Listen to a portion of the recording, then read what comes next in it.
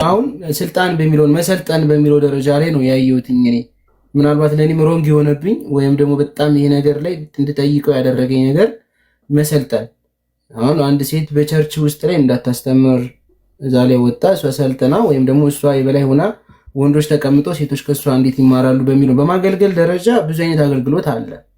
ለምሳሌ ሐዋርያቶችም አገልጋይ ብሎ ጳውሎስ እንደሚናገረው ማገልገል ማለት አንድ ሰውን ለምሳሌ ብዙ ነገርን በማቅረብም በመላላክም ነገሮችን እንትን በማለትም ልታገለግል ትችላለህ። ግን ዋናውን ግን እንትኑን ምንድነው ስሙ አክተሩን እየተጫወተው እንትኑ ጋር በደንብ ሲሰብክም መልእክቱንም ሲልክ የነበረ ጳውሎስ ነው።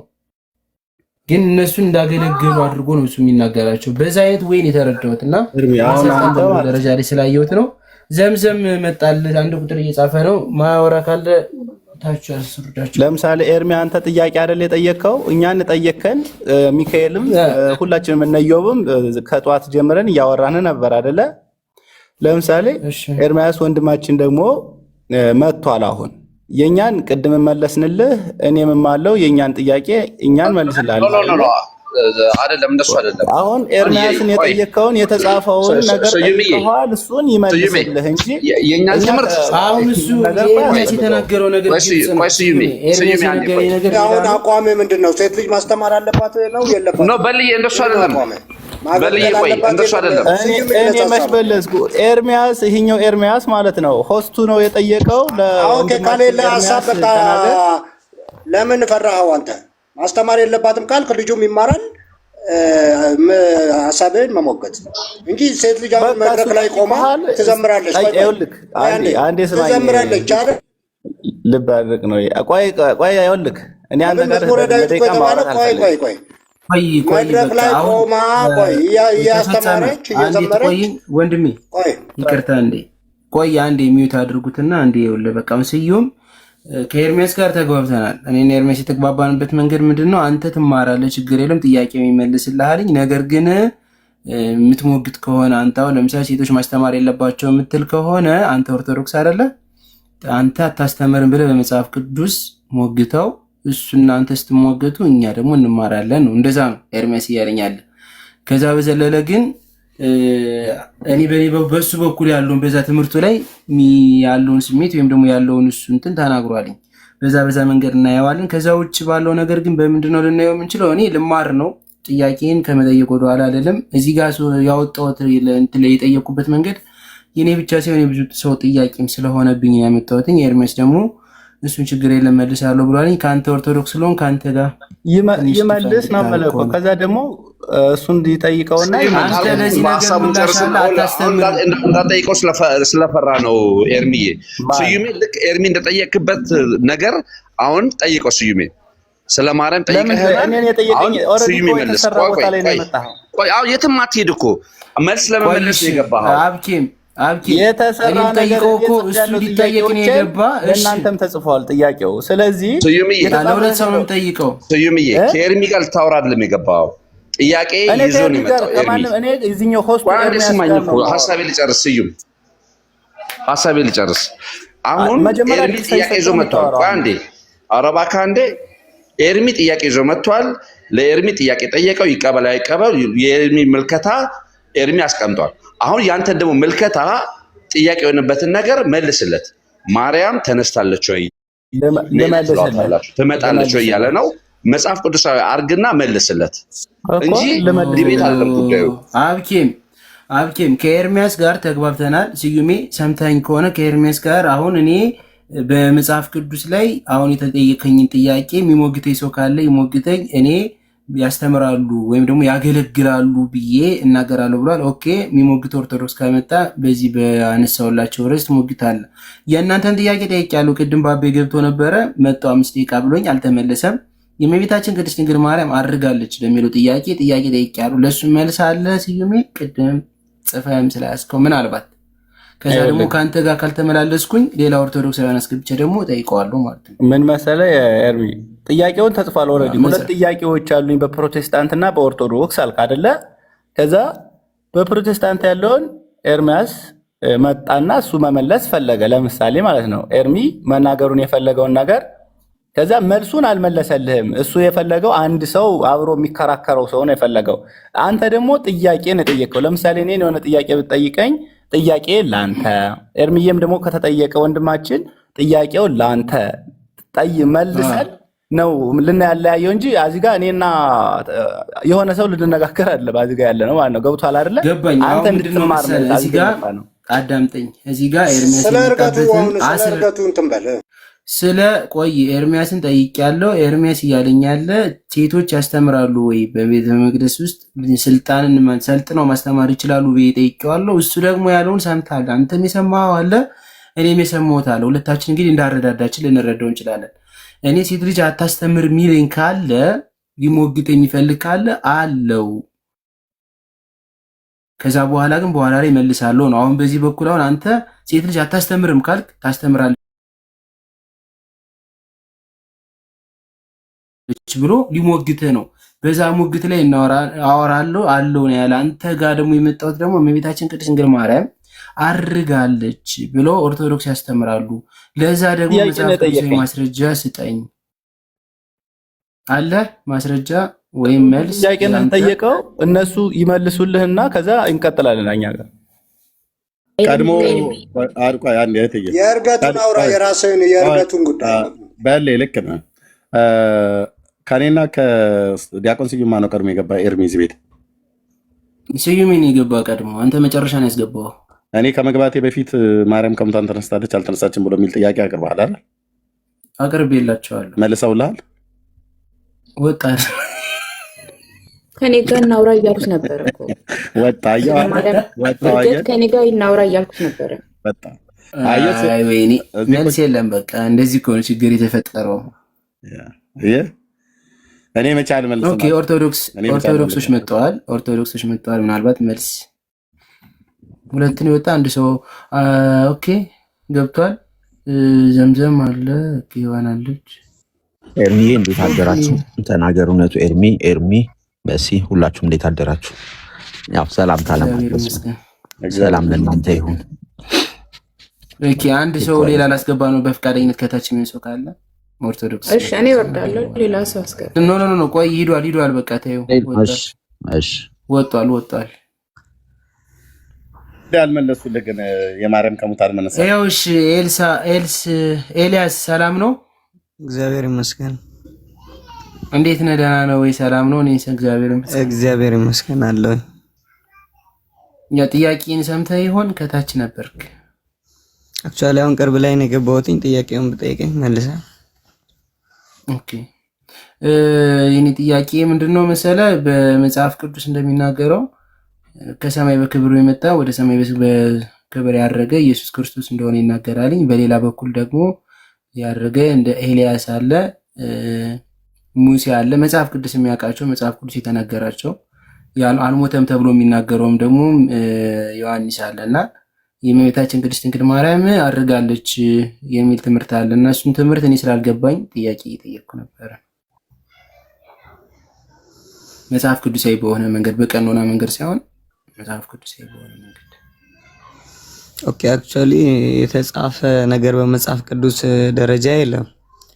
ይህንን ደግሞ የሚያስተምሩት አበው ናቸውና ከአባቶች ትምህርት ጋር በተገናኘ ነው እንጂ ከመጽሐፍ ቅዱስ ጋር በተገናኘ ምናልባት እንግዲህ ምንድነው እመቤታችን አርጋለች ብለን ስንል ጌታችን አርጓል፣ እኛም እናርጋለን ወይ ደግሞ ከሰማይ ከወረደ በቀር ወደ ሰማይ ወጣ የለም ከሚለው አንጻር ነው አይደለ? ያ በቃ የለም አልከኝ ነው እንደዛ ነበር አይደለ እያልከኝ ያለው? ያው እኔ የጠየኩት ጥያቄ ክሊር ነው። በቃ መጽሐፍ ቅዱስ አድርገህ አሁን ለምሳሌ መጽሐፍ ቅዱስ የገለጻቸው አለ አይደለ? በዮሐንስ ወንጌልም ኢየሱስ ክርስቶስን የተናገረበት አለ። ቃልም ነበረ ብሎ ቃል ወደ ምድር መጥቶ ወደ ሰማይ የሚያረገ እሱ ብቻ እንደሆነ ይናገራል። ከዛ ውጭ የሙሴን የኤልያስን ይናገራል። ጀስት አሁን አንተ የእመቤታችን ቅድስት ድንግል ማርያም አድርጋለች የሚለው ትምህርት መጽሐፍ ቅዱሳዊ አይደለም ካልከኝ በቃ አለቀ። ምንም እዛ በኋላ ብናወራው ትርጉም የለውም። ሁለተኛ ጥያቄ ልጠይቅ ወንድሜ። እሺ ምናልባት የለም ስላመንክልኝ አመሰግናለሁ። እኔ አላውቀውም። ይኖራል አባቶች ሲያስተምሩ ይኖራል። ግን እኔ አይ በጥርጣሬ የምታምነው እምነት የለም እኮ በጥርጣሬ ወይ ይሆናል ወይም አላውቀው ምናምን የለም። እዚህ ያመንክበት ስለሆነ ለፈኛው ጥያቄና የሚቀጥለውን ጥያቄ ልመልስ። እሺ አይ ችግር የለም እንግዲህ የለም ነው ችግር የለም። ሰምተዋል ሁሎችም። ሁለተኛው ጥያቄ ምንድነው መሰለ ቅዱሳን ከሞቱ በኋላ ያማልዳሉ ይላል እና በዛ መካከል ላይ እንግዲህ ብዙ ቅዱሳኖች ያማልዱናል ተብለው ስዕለ አድኖም ያድናል መልአክም ያድናል በሚል ደረጃ ትምህርቶች አሉና ምናልባት እንግዲህ ከስዕለ አድኖና ከመላእክታን ከመሄዳችን በፊት ሰው ከሞተ በኋላ እንዴት ሊያማልድ ይችላል? እሺ ሰው ከሞተ በኋላ ለምን ያማልድ ይችላል? ራዕይ ዮሐንስ መጽሐፍ ላይ ስንመለከት ነፍሳት ያው የሰው ልጅ በነፍሱ ሕያው እንደሆነ መጽሐፍ ቅዱሳችን ጽፎልናል አይደለም? ክርስቲያን ማለት ሕያው ነው። ምናልባትም ስለ ትንሣኤ ሙታን በተነገረበት አንቀጽ ጌታችን ኢየሱስ ክርስቶስ 7 ሚስቶች ያሉት ሰው ነበረ እና ይቺ ሴት ለማን ትነሳለች ብለው በጠየቁበት አንቀጹ እንደ ሰማይ መላእክት ይኖራሉ እንጂ መግባትም መጋባትም የለም ተብሏል። ስለዚህ ክርስቲያን ስጋው በስብሶ እዚህ ቢቀርም እስከ ዳግም ምጽአቱ ቢሞትም ነፍሱ ሕያው ነች ማለት ነው። በራዕይ ዮሐንስ መጽሐፍም ላይ ስለነዚህ ስለሚደማቸው ስለሚፈሰው ስለምን አትፈርድም እያሉ ጌታችን ኢየሱስ ክርስቶስን ነፍሳት ሲማጸኑ ቅዱስ ዮሐንስ በራእይ ተመልክቶ ጽፎልናል። ስለዚህ ክርስቲያን በትንሣኤ ሙታን የሚያምን አንድ ክርስቲያን የነዛ ነፍሳት ተነስተው ሲለምኑ አይተናል። ማለት ፍረድ እንጂ ስለዚህ ነፍሳት ብለው ሲያማልዱ ስለሚገፉ ክርስቲያኖች ደማቸው ስለሚፈሱ ክርስቲያኖች ፍረድ እያሉ ነፍሳት ሲለምኑ አይተናል በመጽሐፍ ቅዱሳችን። ራዕይ ዮሐንስን መጽሐፍ አንብቡት ቃሉን በቦታው ላይ በትክክል ስለዚህ ክርስቲያን ሕያው ነፍስ ያለው ስለሆነ ምናልባትም በኔጌቲቭም ብንመጣ አልዓዛርና ነዌ ስለሚባሉ ሰዎች መጽሐፍ ቅዱስ ላይ ተጽፈዋል።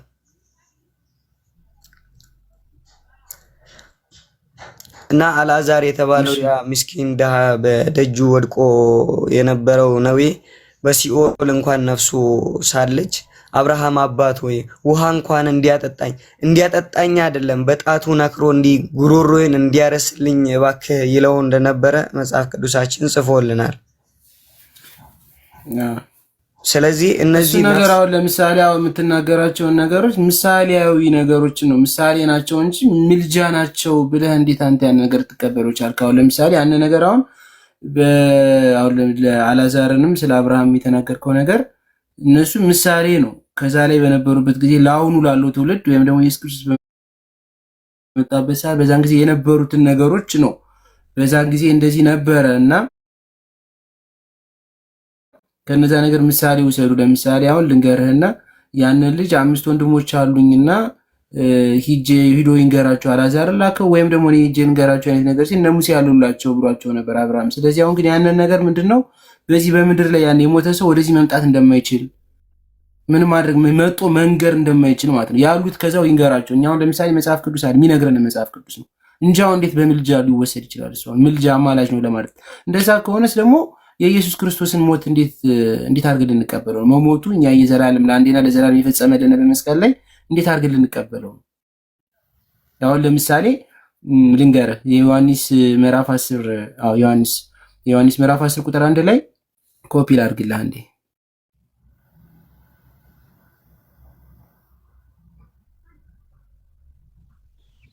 እሱ እስከሚመጣ ከምድር ወደ ቅዱሳን የጸለየ ካለ በዛው አሳየው። እሺ ወዳጄ ጸሎትን የሰሙበት ቦታ ካለ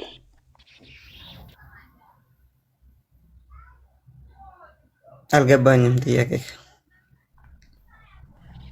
ቅዱሳኑ ጸሎት ሰምተዋል። ልክ እናንተ እንደምታረጉት ወደ ሰማይ የጸለየ ወደ ቅዱሳኑ ካለፉ በኋላ ወደ እነሱ የጸለየ ጠቅላላ ከዘፍጥረት እስከ ራዕይ ድረስ ወደ እነሱ የጸለየ ሰው ካለ ያሳየው በዛው። አሁን እናንተ ትጸልዩ የለ ወደ ቅዱሳኑ ይሰሙናል ብላችሁ ከእግዚአብሔር ውጪ ሳያዩት የጸለዩት አንብበው አንዴ ብራዘር አንብበው አንዴ። ይኸውልህ የዮሐንስ ወንጌል ምዕራፍ 10 ቁጥር 1 እውነት እውነት እላችኋለሁ ወደ በጎች በረት በበሩ የማይገባ ይላል። ወደ በጎች በረት ማለት እንግዲህ ወደ እግዚአብሔር መንግስት በበሩ የማይገባ በሌላ መንገድ ግን የሚመጣ እሱ ሌባ ወንበዴ ነው እያለ ይናገራል መጽሐፍ ቅዱስ። ይሄንስ እንዴት እናድርገው ነው?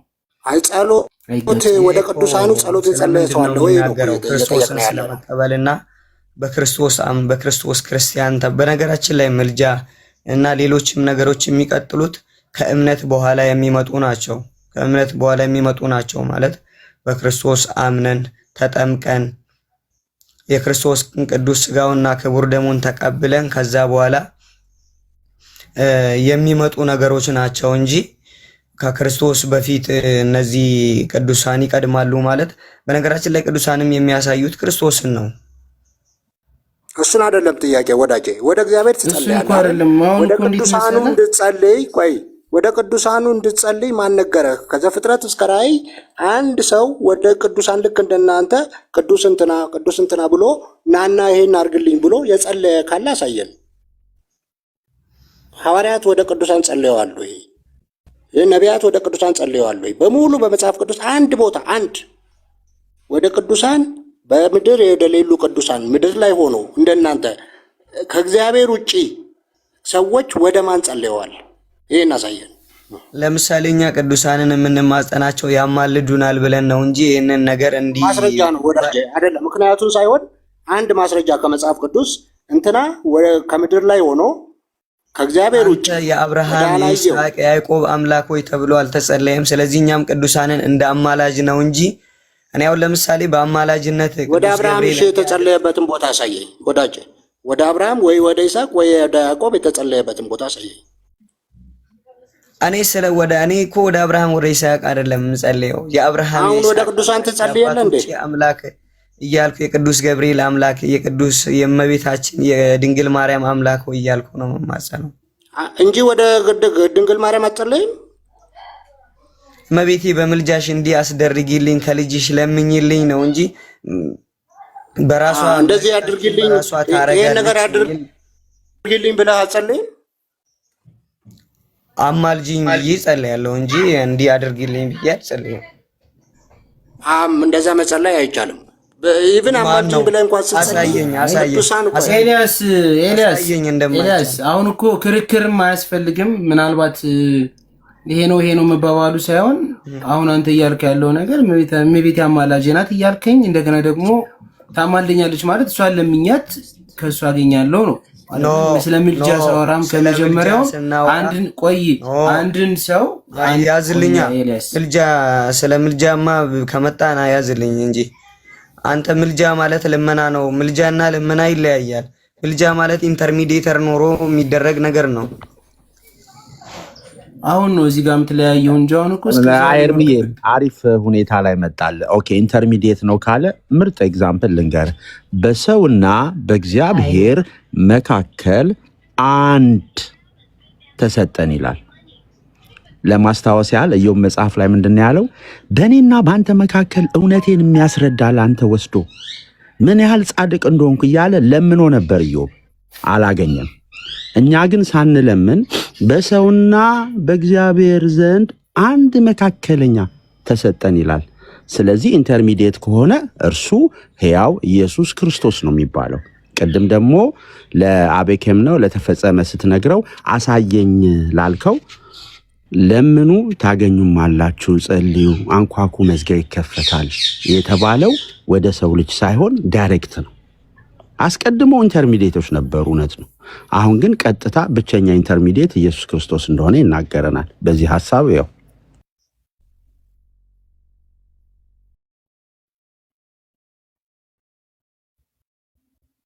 እኔ ጋር ነው ኔትወርክ ነው ሚዩት አድርጎ ነው ኤርሚ ሚዩት አድርጎ ነው። እሺ ኤልያስ ቀጥሉ ወንድሜ። ያው እንግዲህ ከአንድ ሰው ጋር ቢያወራ አሪፍ ነው፣ ሀሳባቸውን ለማግኘት ጭቅጭቅም ክርክር። እኔም እኮ ያወራሁት ነው ሄደ እሱ በቃ። ኤኒዌይስ ዞሮ ግን አሁን በምልጃም አንድ ጥያቄ ልጨምርልህና እኔ ልሂድ።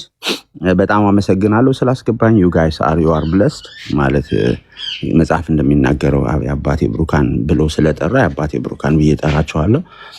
ታቦት አለ ብላችኋል። አዎ አለ ካላችሁ እናንተ 44 አድርጋችሁታል። አስቀድሞ ግን አንድ ነበረ፣ እርሱም በዳዊት ብዙ መከራን አይቶ ወደ እንትኑ ሲያስገባው ብዙ ተአምራትን አይቶበት ከውርስ ያስመለሰው ታቦት አለ፣ በሰለሞን ቤተ መቅደስም የተቀመጠ። እሺ ይሁን ታቦት አለ አሁንም ካላችሁ ያቺ እሳቷን ቼክ አድርጉልን። እሳቷን ቼክ አድርጉልን። ማን ነው? የአሮን በትርንም ቼክ አድርጉት። አም ኦኬ ጎይንግ በዛኛው ጠይቄህ ነበር። ለዛ ነው ሴም አካውንት የሚሰማ ከሆነ በዛው አያይዝና እሳቱ የማትጠፋ እሳት አለች። በታቦቱ ሳጥን ውስጥ ደግሞ የአሮን በትር ስቲል ለምልማ ማለት የዛኔው እንደለመለመች ነው ያለችው። የማስተሰሪያ ኪሩቦቹ ምናምን ካሉ እውነትም ውሰዱን፣ ወደዛ ቦታ ታቦት ወዳለበት ውሰዱን። we will be saved እንደዛ ከሆነ እና እስቲ ቼክ አድርግልን። እንትኗ ካለች በትሯ ካለች የአሮን በትር ካለች እና እሳቱም እስካሁን ያልጠፋ እንደሆነ እሱን ነገር አያይዘ ጠይቅልኝ። ኤርሚም ስላለ ተባርካችኋል። ወደ ስራ እየወጣው ስለሆነ ሌጣ ነው። ቴንክ ዩ ኤርሚዬ፣ ተባረክ። እሺ ወንድማችን ጸጋ ይብዛል። አሜን። ኦኬ እንግዲህ ኤርሚ በእኛ ምድርስተና እንተንፍስ አውሩ የኔ ታርጓል የሚታርግ ያለው። የኔ ጥያቄ አንድ ነው፣ ከባድም አይደለም። ሰዎች ቅዱስ የሚሆኑት ምክንያቱም መጽሐፍ ቅዱስ አንድ ነገር ነው የሚናገረው፣ ሁሉ ኃጢአትን ሰርቷል።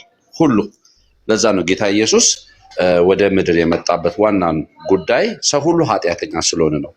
ኦኬ እኚህ ቅዱሳን ብለን የምንላቸው በማን ተቀደሱ? እንዴት ተቀደሱ? በስራቸው ነው? በኢየሱስ ክርስቶስ በማመን በክርስቶስ ኢየሱስ በቀራንዮ መስቀል ላይ በፈሰሰው ደም ነው ወይ የጸደቁት? ኦኬ እንደዛ ከሆነ እኔ በኢየሱስ ክርስቶስ አምኛለሁ። መጽሐፍ ቅዱስ በኢየሱስ ክርስቶስ ካመንኩኝ ቅዱስ ይለኛል ዕብራውያን 10:10 ላይ። ስለዚህ እናንተ አሁን ጸሎት ብትጸልዩ እኔ ከእግዚአብሔር ጋር ነው ማማልዳችሁ ነው ወይስ የትኛው ቅዱሳን ነው? የተለዩ ቅዱሳን አሉ ወይ? በስራቸው እንደ ኢየሱስ ክርስቶስ ስለእናንተ ተሰቅሎ እንደ ክርስቶስ ኢየሱስ ሞተው ከእግዚአብሔር ጋር አብሮ የሚቀመጡ አሉ ወይ? ይሄንን እስኪ በደንብ አድርገህ ጠይቅልኝ።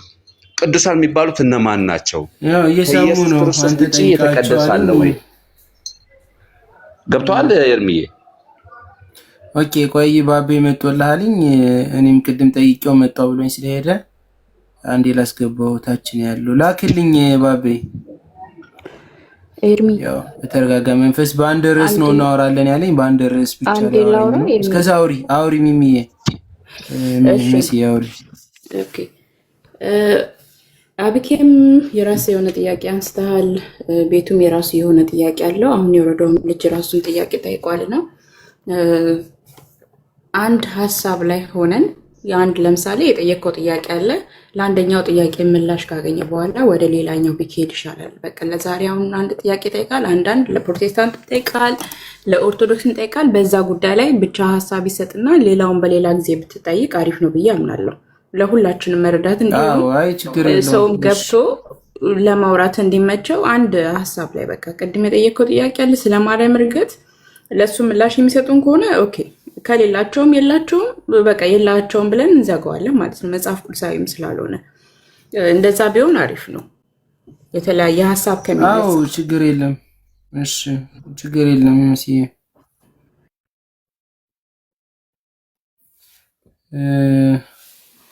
ምናልባት እንግዲህ እኔውን ጥያቄ እንደነገርኩሽ አሁን በአንዳንዶች ቦታ ላይ አንዳንድ ጥያቄዎች ጠይቃቸዋለሁ። ከዛኛው ሲሄዱ በዛው አጋጣሚ ደግሞ ወዳልሆነ ነገር ነክተን ወደ ሌላ ቦታ ስለምንሄድ ነው። ችግር የለም።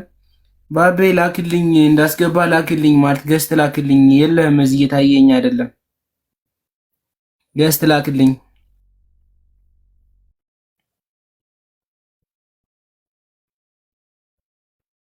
ኤርሚ ዛሬ ሚውት አድርጓልኝ። አዎ ሞክሼ ምን ነው ቅድም እንዳልኩ ነው። የሚያወራ ሰው ከመጣ በዛ ሀሳብ ላይ ለማውራት ነበር። ከመለሰም ደግሞ ቅድሚያ የተጠይቀውን ጥያቄ ከኔ ቀድሞ የገቡቱ ኦርቶዶክሳውያን ስለሆኑ ይመልሳሉ ብዬ ነበር። ያው ገና ስጠይቃቸው ግን ወረዱ። ለምን ወረዱ? አንደኛው እኮ መለሰ እኮ የለም አለ እኮ በቃ። ስለዚህ የማርያም ምልጃ ከዚህ በፊት የማርያም ከሙታን መነሳት ከዚህ በፊት ስንናገርበት እኔም ሆንኩ ሌሎች የወንጌል አማኞች ወንድሞቼ እና እህቶቼ ከጥላቻ ተነስተን ማርያምን ከመናቅ የመነጨ አድርገው ያስባሉ። ውሸት ነው። እንደዛ ለምን እንንቃታለን? እንደዛ እኛ እንንቃትም የጌታን እናት። ግን መጽሐፍ ቅዱስ በማያስተምረው የሰው ስርዓት የሆነ ትምህርት አንድ ሰውዬ የሆነ ቦታ ላይ ቁጭ ብሎ የፈበረከው መጽሐፍ ቅዱስ ያልሆነ አስተምሮት ነው።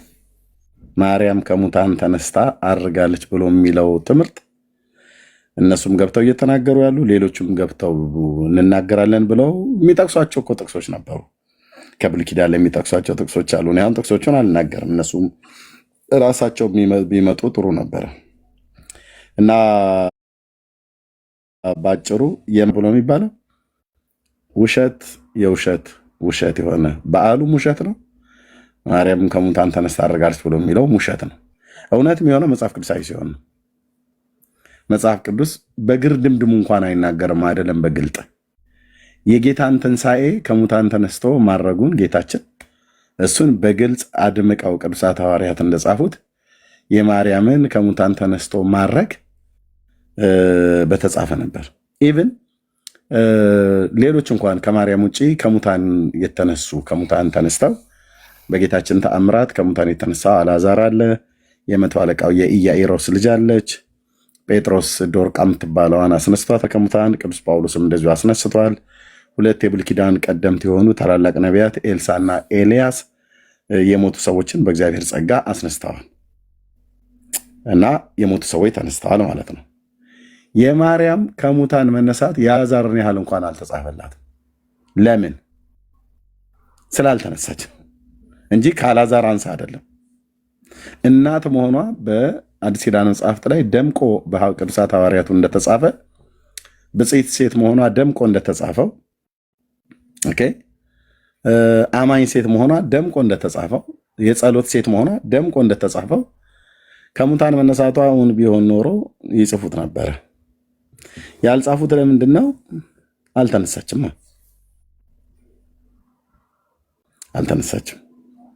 ስለዚህ የኢትዮጵያ ኦርቶዶክስ ተዋሕዶ ክርስቲያን የሐዋርያት ትምህርት አለኝ ብላ ትላለች እንጂ ፈጽሞ የሐዋርያቱ ትምህርት አይነካትም። ራሱ ኢቨን ይህን ጉዳይ ከዚህ በፊትም ተናግሬያለሁ። በራሳቸው እንኳን አበው ባስተማሩት ትምህርት ነው እንኳን ብሎ ካሉ አንደኛው አበው ከሌላኛው ጋር ያስተማረውና የጻፈው እርስ በርሱ እንደ ደጋ በግ ይዋጋል። ታሪካቸው ማለት ነው። አንደኛው የጻፈው ሌላኛው ይቃወመዋል። አይደለም መጽሐፍ ቅዱስ አይደለም፣ በራሷ በኦርቶዶክስ ቤተክርስቲያን ሊቃውንት በተባሉት በተጻፉት መጽሐፍቶች ላይ ማርያምን ከሙታን አያት ተብሎ የተጻፈው ሐዋርያን ማን ነው ብሎ የሚለው አንደኛው ሌላኛው ሐዋርያ ነው ብሎ ስሙን ይጠቅሳል። አንደኛው ደግሞ ሌላኛው ሐዋርያ ነው ብሎ ስሙን ይጠቅሳል። ስለዚህ መጽሐፍ ቅዱሳዊ አይደለም፣ እውነትነት የለውም። ሰው ሰራሽ የሆነ በዓል ነው ማለት ነው። ፍልሰታ የሚባለው ውሸት ነው። ኤርሚ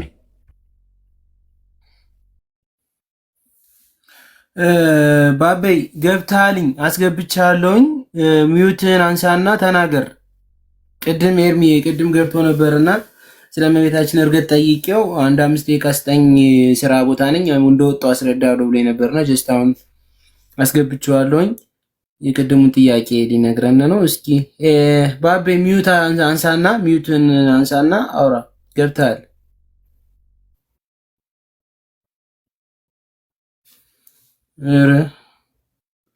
ባቤ አይሰማም? ታብታብ አድርጉልን እስኪ አንደ ባቤ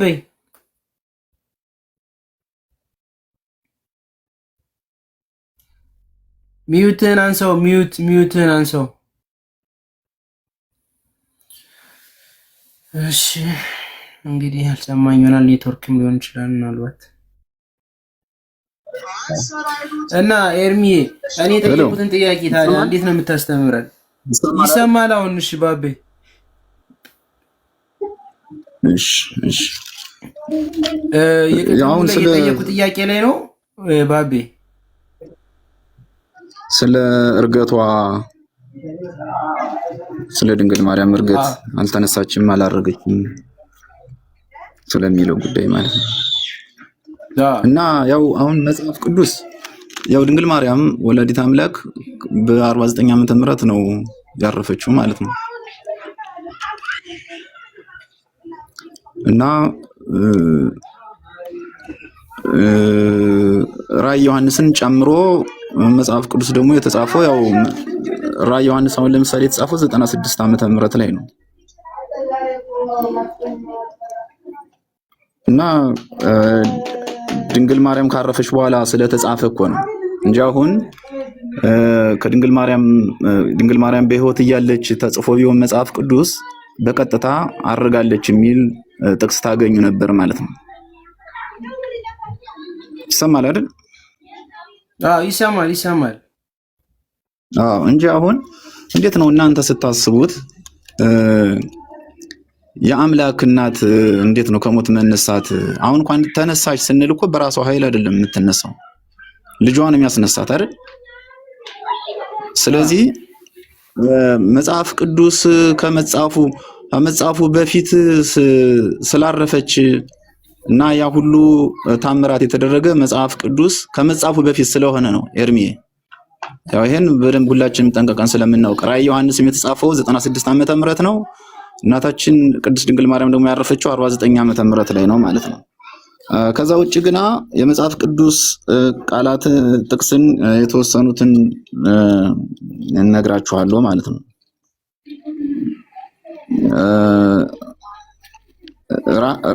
ራዕይ ዮሐንስ 12:1 ላይ እናያለን አንድ 3 ጥቅሶችን ማለት ነው። ታላቅ ምልክትም በሰማይ ታየ፣ ፀሐይን ተጎናጽፋ ጨረቃ ከእግሮቿ በታች ያሏት 12 ከዋክብት የሆነላት አንዲት ሴት ነበረች። እቺ ሴት ማናት? ያው እናውቃለን ሁላችን፣ ድንግል ማርያም ናት።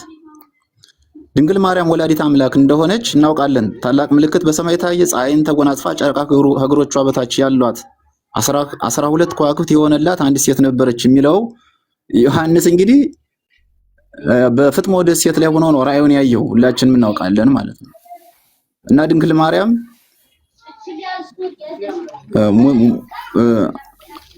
አርፋ ሞትን ድል አድርጋ እንደተነሳች ነው በራእዩ እየጻፈ እየነገረን ያለ ማለት ነው። እና ዮሐንስ እንደነገርኩ ያንብብልህ ይቻላል። ያየሁት ነው። ታላቅ ይናገር። አላነብም። ያው ሰው ያንብብ። አላነብም። ይናገር።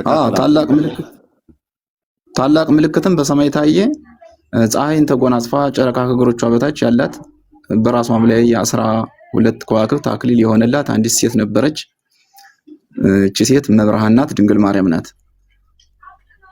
እንደነገርኳችሁ ደግሞ ዮሐንስ የጻፈው ድንግል ማርያም ሞትን ድል አድርጋ በልጇ ኃይል ሞትን ድል አድርጋ ተነሳሽ በኋላ ነው ብያችኋለሁ። ይቺ ሴት ድንግል ማርያም እንደሆነች ያው እናንተም ታውቃላችሁ፣ እኛም ስለምናውቅ ማለት ነው። ከዛ ውጭ ደግሞ መዝሙር 44 ቁጥር 9 ላይ ብንመለከት መዝሙር 44 ቁጥር 9 ይሄኛውን እንጨርስ። እኛ ይሄንን አናውቅም፣ ማርያም መሆኗን አናውቅም። እስኪ አንተ ማርያም መሆኗን ነገር እናንተም ታውቃላችሁ ላልክ እኛ ይሄ ማርያም ነው ብለን እኛ አናውቅም። አንተ ግን ማርያም መሆኗን በደንብ ንገረን፣ ከሙታን መነሳቷንም። አንተ ማናት ብለህ ታስባለህ? አይ አንተ ማርያም ነች ብለህ ስላልክ ያንተን ተናገርና እኔ ደግሞ የማን እንደሆነ በኋላ እኔ እናገራለሁ። ግን አሁን እናንተም ታውቃላችሁ ብለህ ስላልክ እኛ ማርያም መሆኗን አናውቅም። ይህ ክፍል ስለ ማርያም አይናገርም። አንተ ማርያም ነች ብለህ ስላልክ አንተ ማርያም መሆኗን በደንብ አብራርተህ ንገረን። እኛ አናውቅም። ማርያም መሆኗንማ ይኸውልህ አሁን ማርያም መሆኗን እኮ ነው አሁን እኮ እየነገርኩህ ነው። አንዲት ሴት አለች እያለ ነው። እቺ ሴት ማን ናት? እቺ ሴት ድንግል ማርያም እንደሆነች የታወቀ ነው። ለምን? ታላቅ ምልክት በሰማይ ታየ አለ። ፀሐይን ተጎናጽፋለች። ፀሐይ ማን ነው? ክርስቶስ ነው፣ ልጇ ነው። ፀሐይ ክርስቶስ ነው። እሺ ጨረቃውስ አይደለም? ፀሐይን ጨረቃ ከእግሮቿ በታች ናቸው። ከእግሮቿ በታች ያላት እያሉ ነው፣ ቅዱሳን ናቸው። 12 ከዋክብት ደግሞ ሐዋርያት ናቸው። 12 ከዋክብት አክሊል የሆነላት አንዲት ሴት የሚላት ድንግል ማርያምን ነው። እሺ እኔ ሌላ ሴት ናት የምትል ከሆነ ደግሞ እሱን ያንተን ሐሳብ አስቀምጥ።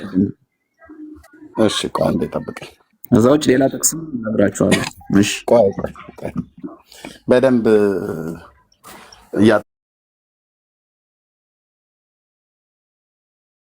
ላት ያልኳችሁ ሐዋርያት ናቸው።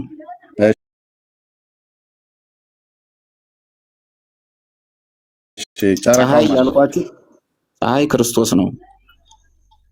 ጨረቃ ደግሞ ጻድቃን ሰማዕታት ናቸው።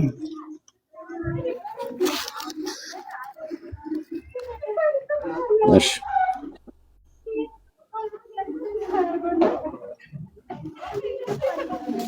ኦኬ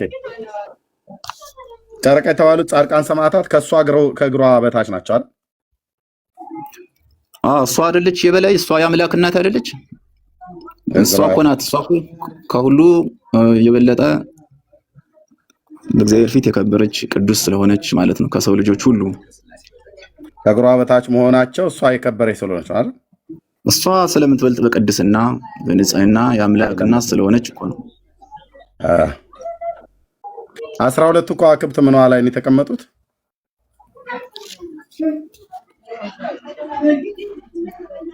የሆነላት እኮ ነው የሚለው። 12 ከዋክብት የሆነላት በምኗ ላይ ነው የሚለው?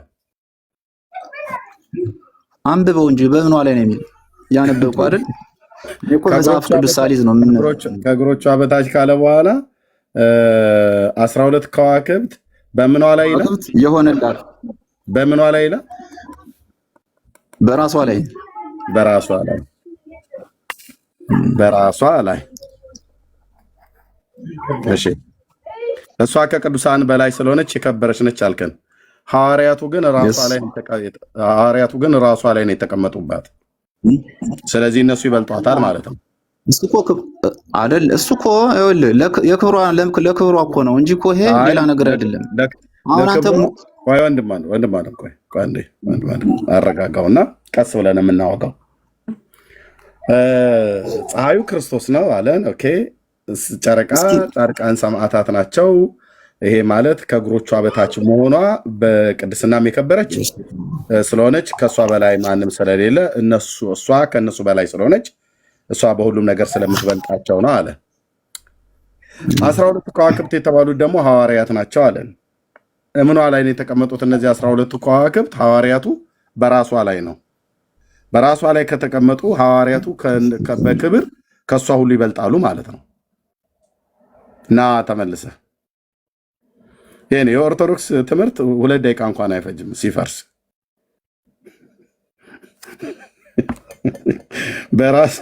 በራሷ ላይ ነው። 12 ሐዋርያት በራሷ ላይ ናቸው። አይሰማም? ስዩም ነው አይደል? እንደዚህ የሚሆነው ወንድማችን ኤርሚ አለው እኮ አልወጣሁም። ይሰማል አይደል? አለ እኮ አለ። ስልኬን እያየሁ ነው እያለ ስለሆነ እኔ እኮ መጽሐፍ ቅዱስ ለዛ ነው አሁን የመጽሐፍ ቅዱስ ስላልያዝኩ ነው ወጣ ገባ። አይ በቃ የገባ እየወጣ እያየ ነው። ያው ኤርሚ አብሮኝ ያደገው ወንድሜ ነውና ነው እንዴ?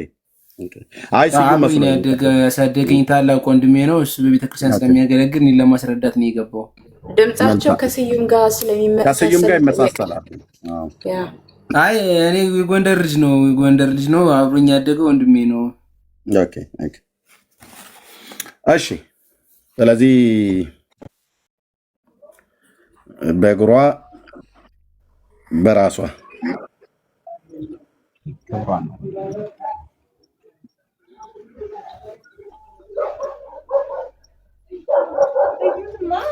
ባቤ መጣ አለው እኮ አለው። እሱ አሁን ካልኩሌት የሚሰራውን እኔ አሁን እየተረጎምኩ ነው እየተናገርኩ ነው።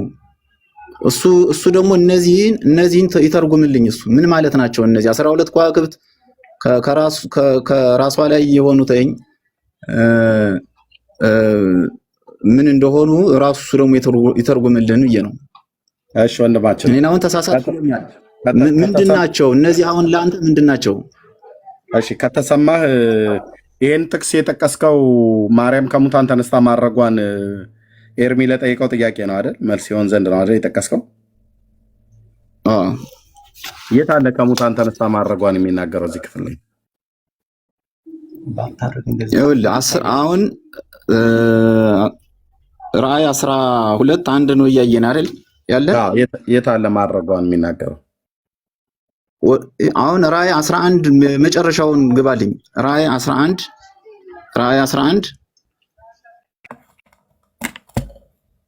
እሺ የመጨረሻው ቁጥር 19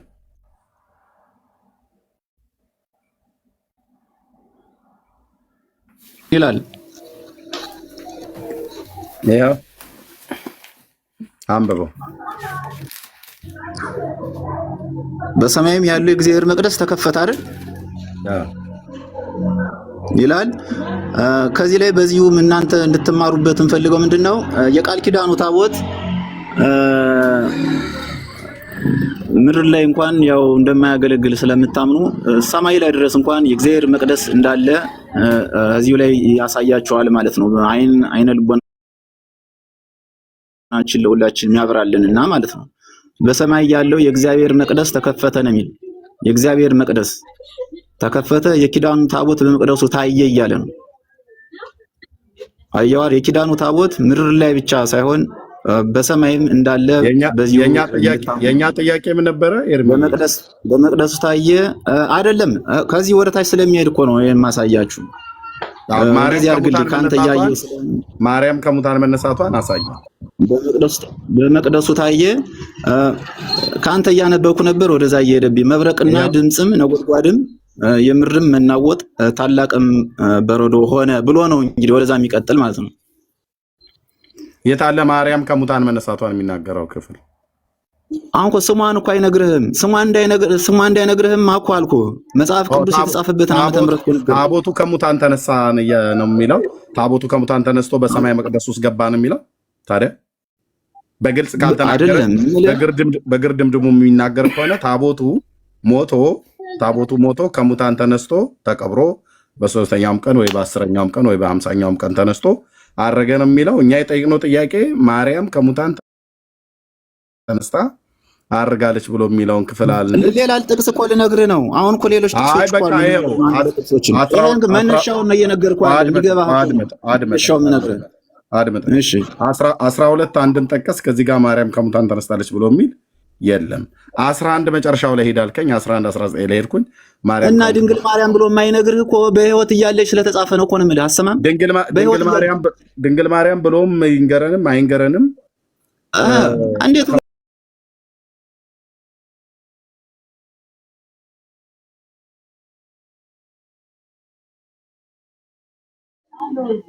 ጸሐፊው እኮ ዮሐንስ ነው። ዮሐንስ ወንጌላዊ ነው የጻፈው። ዮሐንስ የጌታን እናት ወደ ቤቱ የወሰዳት ሐዋርያ ነው አይደል? አዎ ከሙታን መነሳቷን አይቷል አይደል? አይቷል እንጂ ከሙታን መነሳቷን አይቷል አይደል? ምስክር ነው አይደል? አዎ የአልዓዛርን ከሙታን መነሳት የጻፈው ማን ነው? ዮሐንስ ነው አይደል? የማንን? የአልዓዛርን ከሙታን መነሳት። አልዓዛር የትኛውን አልዓዛር? አልዓዛር የማርያምና የማርታ ወንድም ማን ነው? በዮሐንስ ወንጌል መጽሐፍ ምዕራፍ 11 ላይ። እሺ አዎ አዎ ዮሐንስ ነው አይደል የጻፈው? ዮሐንስ ወንጌል ዮሐንስ ነው የጻፈው 11 ይሄንን አልዓዛርን ከሙታን ሞቶ ከሙታን ጌታ ኢየሱስ ክርስቶስ ያስነሳው ጸሐፊው የጻፈው ዮሐንስ ነው አይደል? አይ እሱን እንኳን እስቲ ቆይ ላረጋግጥ። እሺ ምዕራፍ 11 ነው። እሱን ላረጋግጥ። አሁን እኔ እዚሁ አረጋግጥልሃለሁ። ላረጋግጥ ብለህ በሌላ ቀን ቀጠሮ አትስጥ። አልዓዛርን ከሙታን በአራተኛው ቀን ያስነሳው ማን ነው? ክርስቶስ። ማን ይህንን ወንጌል የጻፈ? በአራተኛው ቀን አልዓዛርን ከሙታን አስነሳ ብሎ ከጻፉት ወንጌላውያን መካከል አንደኛው ማን ነው? ዮሐንስ። ዮሐንስ አልዓዛርን ከሙታን ወንጌሉን እየጠቀስክልኝ የጻፈው ማን ነው የሚለውን ነው። አድመጣኝ።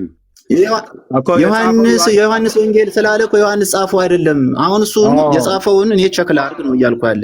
እሺ፣ ስለዚህ ዮሐንስ ወንጌል ምዕራፍ 11 የዮሐንስ ወንጌል ማን የጻፈው? ማን የጻፈው ዮሐንስ ወንጌል? እሱን እኮ ነው እኔ ቸክ ላድርግ የምልህ። አሁን የዮሐንስ ወንጌል ምዕራፍ 11ን እየጠቀስክልኝ ነው ያለ። ስለዚህ የዮሐንስ ወንጌልን ዮሐንስ ነው የጻፈው ነው እያልከኝ ያለ። ማንም የጻፈው ቸክ ላድርግ ነው እያልኩ ያለ። የዮሐንስ ራእይንና የዮሐንስ መልእክትን የዮሐንስ ወንጌልን ማን የጻፈው? ዮሐንስ። እሺ ዮሐንስ ነው። እሺ ዮሐንስ ነው እንበል። እሺ እኔ ቸክ ላድርግ እንበል አይደለም፣ ተናገር። ሌላም ሰው ከጠራ ጥራ። የዮሐንስ ወንጌልን የዮሐንስ መልእክትን የዮሐንስ ራእይን ማን የጻፈው? እሺ ዮሐንስ ወንጌላዊው። ዮሐንስ ወንጌላዊው ስለዚህ ጸሐፊ ነው ማለት ነው። ስለዚህ ዮሐንስ ወንጌላዊው አልዓዛርን ከሙታን ማስነሳቱን ጌታ ኢየሱስ እንዳስነሳው ጽፎታል አይደል? ምዕራፍ 11 ይኸው እዚህ እያሳየው። ማርያምን ደግሞ ወደ ቤት አድምጠኝ። እሺ ማርያምን ደግሞ ወደ ቤት ወሰዳትም ብሎ ያለን ሐዋርያው ይኸው ዮሐንስ ነው አይደል? ምዕራፍ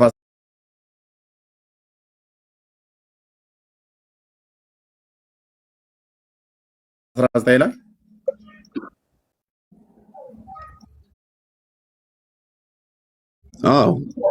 እሺ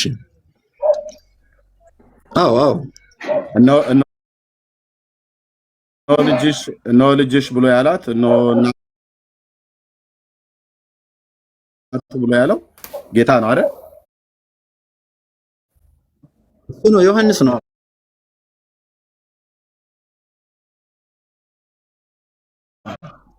ስለዚህ ዮሐንስ ወደ ቤቱ ከወሰዳት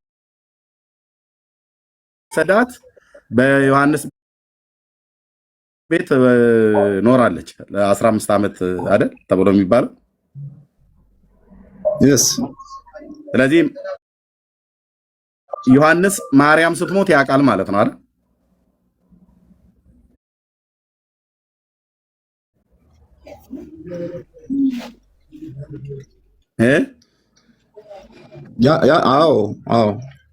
አልዓዛርን ከሙታን እንዳስነሳው አይቶ አውቆ የጻፈው ዮሐንስ ማርያምን ስትሞት አውቆ ከሙታን እንዳስነሳትም ያውቃል ማለት ነው ዮሐንስ አይደል? ያውቃል እንጂ ታዲያ የአልዓዛርን ከሙታን መነሳት ጌታ ያደረገውን አይቶ የጻፈ ዮሐንስ የማርያምን ከሙታን መነሳት አይቶ ለምንድን ነው ያልጻፈው? የማርያምን ከሙታን መነሳትና ማድረግ ዮሐንስ ለምን አልጻፈው? የአልዓዛር እንደጻፈ ለምን ዮሐንስ ስሟን እኮ ነው ያልጻፈው እንጂ እኮ ጽፎልሃል እኮ እየነገርኩ ነው ጥቅሱን። ስሟን እኮ ነው ያልጻፈው። ስሟ ስላልተጻፈ ስሟን የግድ ማርያም ተብሎ ይባል የቱ ጋ ነው? ስሟ ባይጻፍም የጌታ እናት ከሙታን ተነስታ አድርጋለች ብሎ ዮሐንስ የጻፈበትን ክፍሉን ንገረኝ ደግሞ። እሺ ቴዲዬ፣ እሺ ቴዲዬ ልክ ነው። እሱ ላይ ልመጣ ነው። አሁን እኮ ጠቅሼልሃለሁ እኮ ራዕይ 12 አንድን ጠቀስኩልህ። ከዛ በኋላ ደግሞ እኮ መዝሙር 44 ቁጥር 9 ማየት ትችላለህ። ራዕይ 12 አንድ ቆይ እዛም ስለረገጥኩ አይደለም ማለት ራዕይ 12 አንድ ላይ ከሙታን ተነስታ ማድረጓን ይናገራል። ስሟን እንኳን ባይናገር ከሙታን ተነስታ ማድረጓን ይናገራል። ይስለ የለም ክፍሉ አይናገርም። ይኸው ለሰው እያሳየው ነው የምናነበው። የለም አይ ምዕራፍ 11 ቁጥር 19 እሷ ማናት ታዲያ? ታላቅ ምልክት አድመጠኝ። ምዕራፍ 19 ማናት ልትላት ነው የምልህ። ማናት ልትላት ነው እሷን? አድመጠኝ። ቆይ ወንድም ይኸውልህ አሁን ሁሉን ቀጥታ ካልክማ ይከብዳል ወዳጄ። ሚስጢር ይባላል። እሱን አድመጠኝ ካልኩ አልጨረስኩም። አድመጠኝ። ማናት እቺም ለማን ልትሰጠው ነው? ይሄን ክብር እኮ ነው የምልህ። ይሄን ክብር ለማን ነው የምትሰጠው አንተ? ታላቅ ምልክት በሰማይ ታየ፣ ፀሐይን ተጎናጽፋ እያለ ነው አይደል? ጨረቃ ከእግሮቿ በታች ያሏት 12 ከዋክብት የሆነላት አንዲት ሴት ነበረች አለ። ለማን ሰጣት? እስኪ እቺ ማናት? ስም ስጣት እስኪ። ማናት እቺ ሴት? እቺ ሴት ማናት? ማን ብለህ ነው ስም የምትሰጣት? ይኸው እዚህ ጋር ይታያል አይደል? የጻፍኩልህ እስራኤል ናት። አዎ እስራኤል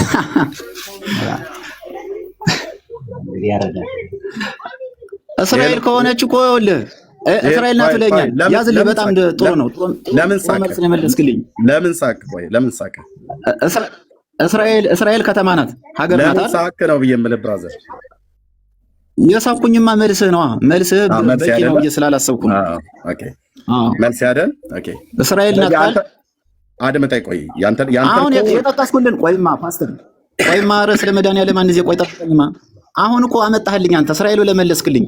አሁን የቅድሙ የጠቀስኩልን በሰማይ 19 እንሂድልኝ 11 19 ራእይ 11 19 እንሂድልኝ እንዴ ሰማይ ተከፍቶ እኮ ነው እስራኤል የምትታይ። ሰማይ ተከፍቶ ነው እስራኤል የምትታይ። ሂድ መጨረሻ ላይ በሰማይ ያለ እግዚአብሔር ምንድነው የሚል? በሰማይ ያለ እግዚአብሔር መቅደስ ተከፈተ እያለ እኮ ነው። የኪዳኑ ታቦት በመቅደሱ ታየ እያለ ነው። መብረቅና ድምጽም ነጎድጓድም የምድር መናወጥ ታላቅም በረዶ ሆነ አለ። በሰማይ ተከፈተ እያለ እስራኤል ከሰማይ በሰማይ እስራኤል አለች እያልከነ ነው። ገነትና በእግዚአብሔር መንግስት ላይ እስራኤል አለች ነው እያልከነ ያለ። ስለ እስራኤል ነው እየተናገረው ካልክ ማለት ነው እንዴ? እሺ ሰማይ ተከፈተ እያለ እስራኤል ካልክ ለአንተ ጥያቄው ለአንተ ራስ ጥያቄ ነው ወይስ ሞታ ነው? ጥያቄ ከሆነ አጠራ መልስ ነው። እሺ አዎ መልስ ነው። ምን መለስክልኝ? እኔ ምን ጠየቅኩና? በሰማይ ያለ እግዚአብሔር መቅደስ ተከፈተ አለ። ራስህ ነው የጠቀስከው። እኔ አልጠቀስኩትም። እየመለስኩልህ እኮ ነው። እያነበብኩ ከአንተ እኮ ነው የማነብህ። መጽሐፍ ቅዱስ እኮ አልያዝኩም ወዳጄ። በሰማይ ያለ እግዚአብሔር መቅደስ ተከፈተ እያለ ነው። ተከፍቶ የሚታየው እስራኤል ናት እያልከኝ እኮ ነው አንተ ወንድም አለ። እስራኤል ናት። እኔ ነኝ የሚዩት ያደረኩህ። መጽሐፍ ቅዱስማ ኦርቶዶክሳውያን አትይዙም። ለምን? ስለሌላችሁ ማለት ነው። ባዷችሁ ስለሆናችሁ ገድላ ድርሳናት ነው የምትይዙት። እኔ ያልኩ ያለሁት መጽሐፍ ቅዱስማ እንዳልያዝክ አወጣሁልህ። ዋናው ሀሳብ ላይ ለምን አታወራ? መጽሐፍ ቅዱስ አልያዝኩም ከራስ መጽሐፍት ነው የማነብልህ ብለህ ብትለኝ እኔም አንተ የምንቀበለው መጽሐፍ ስለሆነ ነው እዚህ ጋር ያወጣሁት። እልቅ ዋናው ማርያም ከሙታን ተነስታ አርጋለች ብሎ የሚለውን ምዕራፍ 12 ቁጥር 1 ላይ አውጣ ያልከኝ አንተ ነህ። እዚህ ጋር ከሙታን ተነስታ ማረጓን አሳየን ብዬ ስልህ ስሟ በግልጽ እንኳን ባይጻፍ በግርድምድሞ የተጻፈ ካለ አምጣ ብዬ ስልህ የለም። ወደ ምዕራፍ 11 ቁጥር 19 ላይ ወደ መጨረሻው ክፍል ላይ ሄዳልኝ አልከኝ፣ ሄድኩልህ። ምዕራፍ 11 ቁጥር 19 ላይ ማለት ነው። ሲሄድ ደግሞ እዚህ ክፍል ላይ በሰማይ ያለው መቅደስ ተከፈተ፣ የኪዳኑን ታቦት በዛ ታየ፣ መብረቅ ነጎድጓድም ድምፅም ሆነ ብሎ የሚለውን ጠቀስክ። አሁንም እዚህ በጠቀስከው ክፍል ላይ ማርያም ከሙታን ተነስታ አድርጋለች ብሎ የሚል የለም። ኤርሚ እንግዲህ ስማ፣ ልብ በል ኦኬ፣ ልብ በል። የተጠየቀው ጥያቄ ማርያም ከሙታን ተነስታ ማድረጓን የሚያሳይ ከመጽሐፍ ቅዱስ ነው ወንድማችን ያሳየናል ብለን የጠበቅነው። እሱ ግን እየጠቀሰ ያለው ጥቅስ አንደኛ 12 የከዋክብት አክሊል የሆነላትን ሴት ነው የሚያወራው፣ ምዕራፍ 12 ቁጥር 1 ራእይ። እንደገና ደግሞ በሰማይ ያለው መቅደስ ተከፈተ፣ የኪዳኑ ታቦት በዛ ታየ ይላል። ይሄ የኪዳኑ ታቦት የተባለው ወይ ማርያም ከሆነች ማርያም ልጅ የታየችው በሰማይ ባለው መቅደስ ውስጥ ብሎ የሚለውን በለንና እዚህ ሁላችን ወይ ተስፋ ቆርጠን እንሄዳለን ወይ ተስፋችን የሚለመልበትን ሌላ ነገር እናገራለን። የት አለ ማርያም ከሙታን ተነስታ አድርጋለች ብሎ የሚል ክፍል እዚህ ክፍል ላይ የለም እኮ ወንድም አለን። ምዕራፍ 12 ቁጥር 1 ላይ ያልከኝ የለም። ማርያም ከሙታን ተነስታ ማድረጓን የሚያሳይ ለኤርሚ ጥምን የሚያረካ መልስ የለም። ምዕራፍ 11 ቁጥር 19 ላይ ያልከኝ ጥምን የሚያረካ መልስ አይደለም። በግርድምድም እንኳን የለም። ክፍሉ የሚናገረው ይሄ ስለ ታቦትና ስለ መቅደስ ነው። በሰማይ ያለው የእግዚአብሔር ታቦት እና በሰማይ ያለው የእግዚአብሔር መቅደስ ማለት ነው። በሰማይ ያለው የእግዚአብሔር መቅደስና በሰማይ ያለው የእግዚአብሔር ታቦት እሱን የሚናገርበት ክፍል ይሄ የመጽሐፍ ቅዱስ ክፍል ነው። ኦኬ። አይ ታቦቷ ማርያም ነች ብለህ ካልከኝ እዚሁ ጋር እንግዲህ እንጨራረሳለን ማለት ነው። በምን በእውቀት ማለት ነው። ኦኬ። ስለዚህ ይሄ ክፍል የሚናገረው በሰማይ ያለውን መቅደስ መከፈት፣ ድንኳን መከፈት፣ ድንኳን መቅደስ ድንኳን በተለዋዋጭ የገባ ነው። ይሄ ክፍል ላይ የኪዳኑን ታቦት በመቅደሱ ታየ፣ መብረቅና ድምፅ ነጎድጓድም የምድር መናወጥ ታላቅም በረዶ ሆነ ይላል። በራእይ ነው እያየ ያለው።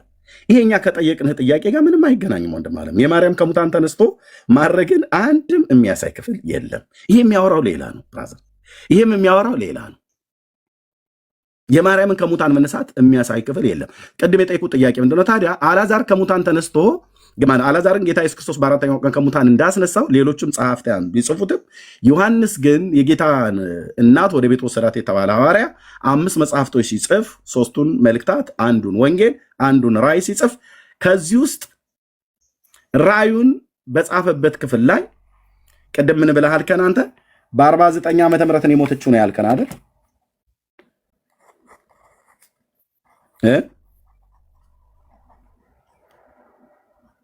በ49 ዓመተ ምህረት ነው የሞተችው ነው ብለህ ያልከን። ምናልባት ሚዩት አድርገው አላወቀም መሰለህ ኤርሚዬ። እሺ ራእዩ ሲጻፍ ደግሞ ማርያም በሕይወት አለች ብሎናል።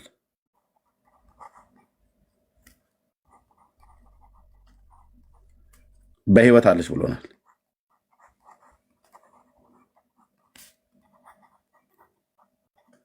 አለች ብሎናል። ኦኬ ኦኬ። ራእዩ የተጻፈው ራእይ መጽሐፍ የተጻፈው በ96 ዓመተ ምህረት ነው ደግሞ ብሎናል። እንዴ በጣም እኮ ወንድሞቼ እንዴት ነው በ96 እና በ49 መካከል የስንት ዓመት ርቀት አለ ማለት ነው? ራዕየ ዮሐንስ በ96 ዓመተ ምህረት ከተጻፈ ማርያም በሕይወት አለች ብለህ ካልከኝ ማርያም በኦርቶዶክስ ቤተክርስቲያን በ64 ዓመቷን የሞተችው ብሎ የሚለውን ነገር ዛሬ ወንድማችን አፈረሰው ማለት ነው። ምክንያቱስ እስከ 96 ዓመተ ምህረት ድረስ ኖራለች ማለት ነው። ከዮሐንስ ጋር እኩል ነው የሞቱት ማለት ነው። ያን እንኳን ብሎ ቢል በተለይ ከራእይ መጽሐፍት ውጪ ሌሎች በተለይ እንደነ ቅዱስ ጳውሎስ አይነት መልእክታት ከ50 እስከ 65 ዓመተ ምህረት ተጽፎ እንዳለቀ የመጽሐፍ ቅዱስ ተማሪዎች ይናገራሉ። ያም ሆነ ይህ የአልዓዛርን ከሙታን መነሳት የጻፈ ዮሐንስ የማርያምን ከሙታን መነሳት ይጽፈው ነበረ። ለምን አልጻፈውም?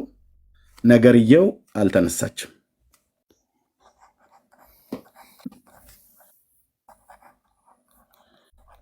ለዚህ ምስክሩ ማናት? ራሷ ኦርቶዶክስ ምስክሮች መጽሐፍቶቿ ምስክር ናቸው እንዳልተነሳች። መጽሐፍቶቿ የኦርቶዶክስ እርስ በርስ ይምታታሉ፣ ይጣላሉ፣ ይጣለዛሉ። ታምረ ማርያምና ድርሳነ ማርያምን ብቻ ማሳየት ለዚህ ዋቢ ነው። ድርሳነ ማርያምና ታምረ ማርያም ኦኬ። ይህንን የሚመልስ ኦርቶዶክስ ካለ ይምጣ። እነዚህ መጽሐፍቶች ላይ የምጠይቀው ማለት ነው። የማርያምን ከሙታን መነሳት ይተርካሉ። እነዚህ መጽሐፍቶች በቤተክርስቲያኒት ውስጥ ተቀባይነት ያላቸው ናቸው። አንድ ኦርቶዶክስ ይህንን ቆሞ ሊመልስ የሚችል የለም። ተሳድቦ ሊወጣ የሚችል ግን ሊኖር ይችላል። እነዚህ መጽሐፍቶች ሁለቱም እጅ ላይ ያሉ፣ ሌሎችም ከተፈለገ አለ። አንድ ኦርቶዶክስ ብቻ ነው የተፈለገው። የማርያም ከሙታን መነሳት ወንድሞች፣ እናቶቼ የዘመናት ውሸት እንጂ እውነት አይደለም። እውነት ቢሆን ሰላም ነው። ሚዩት አድርገው። እውነት ቢሆን በመጽሐፍ ቅድም እንዳልኳችሁ ማለት ነው የአልዓዛር ከሙታን መነሳት ተጽፏል። የመቶ አለቃው የኢያኢሮስ ልጅ ከሙታን መነሳቷ በቅፍርናሆም ተጽፏል። ናይን ከሙታን መነሳቷ ናይን በተባለ ከተማ ውስጥ የአንዲት ድሃ መበለትን ልጅ ጌታችን ኢየሱስ ክርስቶስ አስነስቶታል። ኦኬ በጌታ በኢየሱስ ክርስቶስ እንኳን የተደረጉት ቀጥታ በሱ የተደረጉት ማለት ነው። አልዓዛር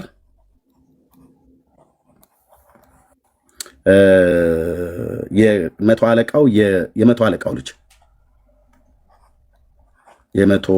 ልጅ እና እዚህ ጋር የድሃ መበለት ናይን በተባለች ከተማ ሉቃስ ወንጌል መጽሐፍ ምዕራፍ 8 ላይ ናይን በዚህ ከተማ ውስጥ የመቶ አለቃው እዚህ ቅፍርናሆም ነው። የአልዓዛር ደግሞ ቢታንያ ነው። ኦኬ በቢታንያ አልዓዛርን ከሙታን ያስነሳ ጌታ የመቶ አለቃውን ኢያኢሮስን በቅፍርናሆም ጣሊታ ሆይ ተነሽ ብሎ ያላት ብላቴና ናይን በተባለው ከተማ የዛች ድሃ መበለት ሴት ሊቀብሩት ይዘው እየሄዱ እያሉ ቀርቦም ቃሬዛውን ነካው ከሙታንም ተነሳ ይላል። ወንጌላቱ እየተቀባበሉ ጽፈውታል። ዮሐንስም ሌሎችም ጽፈውታል ማለት ነው። ኦኬ የኤልሳና ኤልያስ እነሱም ሁለት ብላቴናዎች በእጆቻቸው እግዚአብሔር ታምራትን አድርጎ አስነስተዋል። ጌታን ያስነሳው በባሪያዎቹ እጅ ማለት ነው። እንደዚሁም ጳውሎስም ከደርብ ወድቆ የነበረውን ጎበዝ ሞቶ ስለነበር እላዩ ላይ ተኝቶበት አስነስቶታል። ጴጥሮስ ዶርቃ የተባለችዋን ሴትዮ አስነስቷታል ከሙታን ጸልዮ ማለት ነው። ተጠርቶ ከኢዮጴ ተጠርቶ መጥቶ ጸልዮ ተነስቷል። እንግዲህ በጌታ ኢየሱስ ክርስቶስ ከተደረገው ውጪ ማለት ነው። አልዓዛር ይሄም በጌታን የተደረገው በእነዚህ በባሪያዎቹ እጅ ጌታን ያደረገው ግን እንደ ሰው እንቁጠር ብለን ካልን ጌታ አምላክም ሰውም ስለሆነ እንደ ሰው እንቁጠረው ሰው ስለሆነ ማለት ነው። ጌታ ኢየሱስ እዚህ ጋር ጌታችን በኤልሳ በኤልያስ በጳውሎስ በጴጥሮስ እጅ ሙታን ተነስተዋል። በጌታችን በኤልሳ በኤልያስ በጳውሎስ በጴጥሮስ እጅ ሙታን ተነስተዋል። ይሄ ሁሉ ተጽፏል። ኦኬ ተጽፏል። እኔ የምለው የነ አልዓዛር ከሙታን መነሳት የነ ዶርቃ ከሙታን መነሳት ናይን ከተማ ውስጥ ያለችዋ ሴት ድሃ መበለት ስሙ ያልተጠቀሰ ሰው ከሙታን መነሳት የመቶ አለቃው የኢያኢሮስ ልጅ በቅፍርናሆም ጣሊታ ብሎ ያላት ከሙታን መነሳት በኤልሳ እጅ የሱናማዋ ሴት ልጅ ከሙታን መነሳት የኤልያስ በሲዶና ሀገር በሰራፕታ ባለች ያቺ ድሃ መበለት ሴት ልጇ ከሙታን መነሳት በጳውሎስ ስሙ ያልተጠቀሰ በመስኮት ላይ ሆኖ ነገሩን ባስረዘመ ሰዓት ላይ የወደቀውን ሰው ቀርቦ እላው ላይ ተኛበት ከሙታን ተነሳ። ጴጥሮስም ለዶርቃ የእነዚህ ሁሉ ሲጻፍ የማርያም ከሙታን መነሳት ሐዋርያቱ ካዩትና በተለይ ዮሐንስ ሌሎችስ ዝም ይበሉ ሩቅ ናቸው ብለን እንበል። ጴጥሮስ ዝም ቢል ማቴዎስ እንዲህ ዝም ይለዋል። ማቴዎስ ዝም ቢል ከሐዋርያቱ መካከል ባይመደብም ባይጠራም ከ12ቱ ባይጠሩም ሉቃስና ማርቆስ ከ12ቱ ስለማይጠሩ ማለት ነው ከ72ቱ አርድእት ውስጥ ናቸው። እነሱ ከቃሉ አገልጋዮች ሰምተው የጻፉቱ እንዴት ዝም አሉት? እነሱስ ማቴዎስ ቢዘለው ጴጥሮስ መጻፍ ነበረበት። ጴጥሮስ ዝም ቢል ማርቆስ መጻፍ ነበረበት። ማርቆስ ዝም ቢል ለከበረ ቴዎፍሎስ ሉቃስ ሲጽፍ መጻፍ ነበረበት። ሉቃስም ዝም የማርያምን ከሙታን መነሳት፣ ማርቆስም ዝም፣ ማቴዎስም ዝም፣ ሁሉም ዝም። ሁሉም ዝም ይበሉ። ዮሐንስ እንዴት አስቻለው? ወደ ቤት ወሰዳት የተባለው ሐዋርያ በዮሐንስ ወንጌል መጽሐፍ ምዕራፍ 19 ላይ በስራ ስለሚናገር ማለት ነው። እነሆ ልጅሽ እነሆ እናትህ ብሎ የተባለለት ሐዋርያ ወደ ቤት ወሰዳት የተባለ ሐዋርያ እንዴት ሳይጽፈው ቀረ? ለምን ተዘለለ? ጥያቄ መጠየቅ ያለበት እዛ ጋ ነው። መልሱን የምታገኙት እዛ ጋ ስለሆነ ማለት ነው። መልሱ የሚገኘው እዛ ጋ ስለሆነ ማለት ነው። ያው በዮሐንስ ወንጌል መጽሐፍ ምዕራፍ 19 የጌታዬ እናት ቁጥር 25 ላይ ቁጥር 26 ላይ ኢየሱስም እናቱን የወደው የነበረውን ደቀ መዝሙር በአጠገቡ ቆሞ ባየ ጊዜ እናቱን አንቺ ሴት እነሆ ልጅሽ አላት። ከዚያም ደቀ መዝሙሩ እናትህ ነዎት አለው። ከዚያን ቀን ጀምሮ ደቀ መዛሙርቱ ወደ ቤት ወሰዳት ይላል። ደቀ መዝሙሩ ወደ ቤት ወሰዳት ይላል።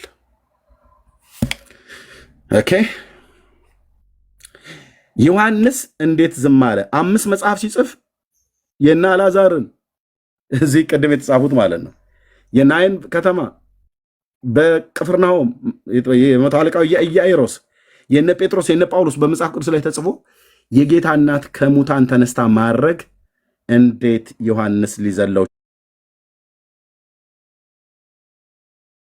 ቻለ? ሌሎች ሐዋርያት እንኳን ቢዘሉት።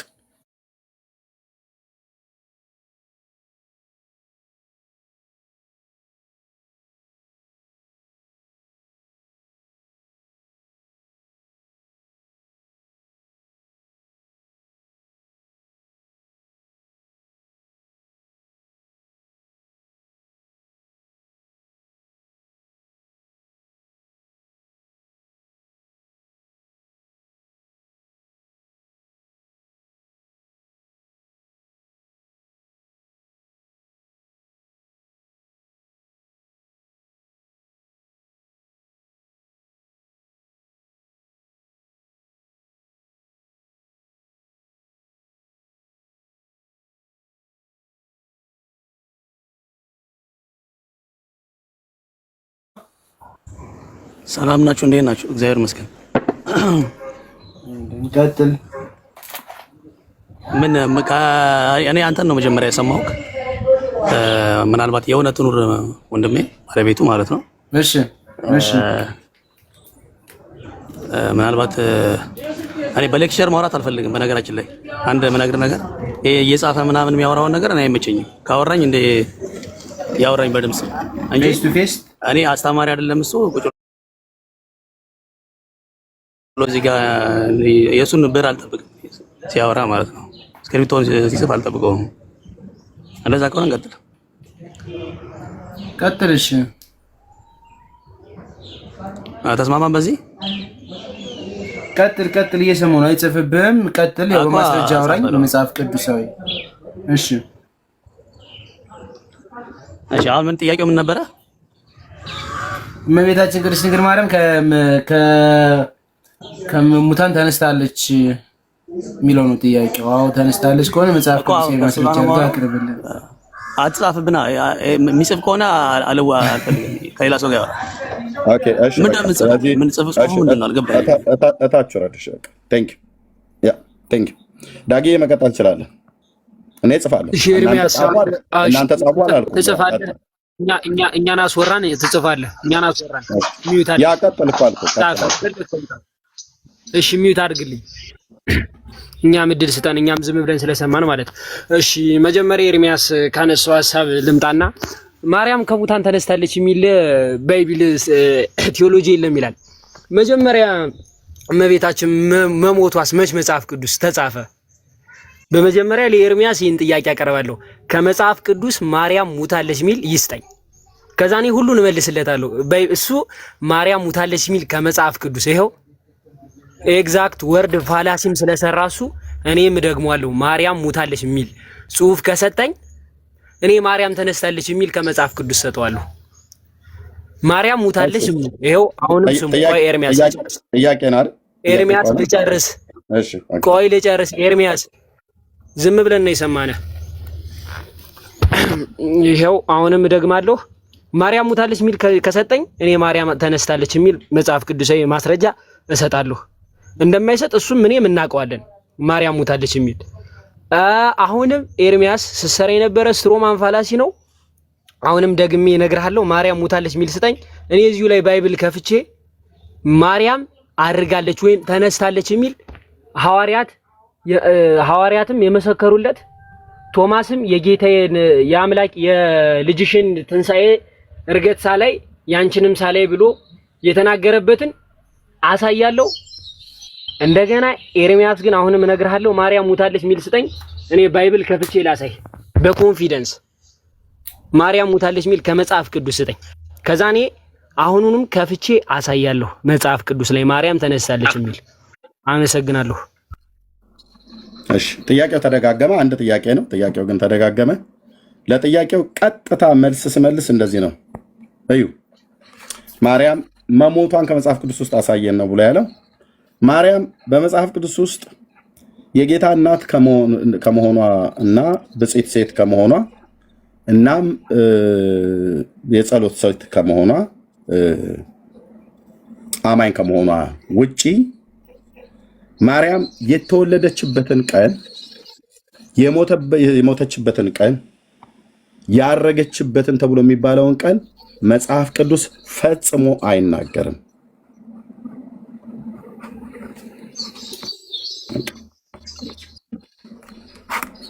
ምን ያለችበትን ማርያም በዚህ ቀን የተወለደችው ብሎ አይናገርም። ማርያም በዚህ ቀን የሞተችው ብሎ ዓመቱንም ወሩንም ዘመኑንም አይናገርም። ማርያም በዚህ ቀን ነው ያረገችውን ብሎ አይናገርም። የጌታችን ግን የኢየሱስ ክርስቶስ የተወለደበትን ዘመኑን ይናገራል። የሞተበትን ዘመኑን ይናገራል። የተጠመቀበትን ዘመኑን ይናገራል። ከሙታን የተነሳበትን ይናገራል። ከሙታን ከተነሳ በኋላ 40 ቀን ስለ እግዚአብሔር መንግስት እያስተማረ ወደ ሰማያት እንዳረገ ከየት አካባቢ እንዳረገ መጽሐፍ ቅዱስ ይናገራል። ልክ የጌታችንን እንደዚህ እንደሚናገረው የማርያም ቀኑንም ዘመኑንም አይናገርም። የተወለደችበትን ቀን አይናገርም መጽሐፍ ቅዱስ ዝም ነው ያለው። የሞተችበትንም ቀን አይናገርም መጽሐፍ ቅዱስ ዝም ነው ያለው። አረገ ተብሎ የሚባልበትንም ቀን መጽሐፍ ቅዱስ አይናገርም። ከዚህ ውስጥ የመወለዷን ቀን መጽሐፍ ቅዱስ እና ዘመኑን ወሩን ባይነግረንም በምድር ላይ ሰው ሆና የነበረች እስራኤላዊት ሴት ስለሆነች የተወለደችበት ቀንና ወራቱን ዘመናቱን ስላልተናገረ ማርያም አልተወለደችም ማለት አይደለም። በኢየሩሳሌም በእስራኤል 7 ዓመት በኬብሮን በድምሩ 40 ዓመት እንደነገሰ መጽሐፍ ቅዱስ ይነግረናል። በስንት ዓመት ዓለም ላይ እንደሞተም የታሪክ በእስራኤል ታሪክ ይታወቃል ማለት በነገስታቱ መጽሐፍት ማለት ነው። ስለዚህ የማርያምን ይኸው መልሼልሃለሁ። የተወለደችበትን ቀን ዘመኑንም ወራቱንም አይናገርም መጽሐፍ ቅዱስ። የሞተችበትንም ቀን አይናገርም። ልጨርስ። ያረገችበትንም ቀን አይናገርም። ያረገችበትን ቀን ልቶና ይሄ ውሸት ስለሆነ ማለት ነው።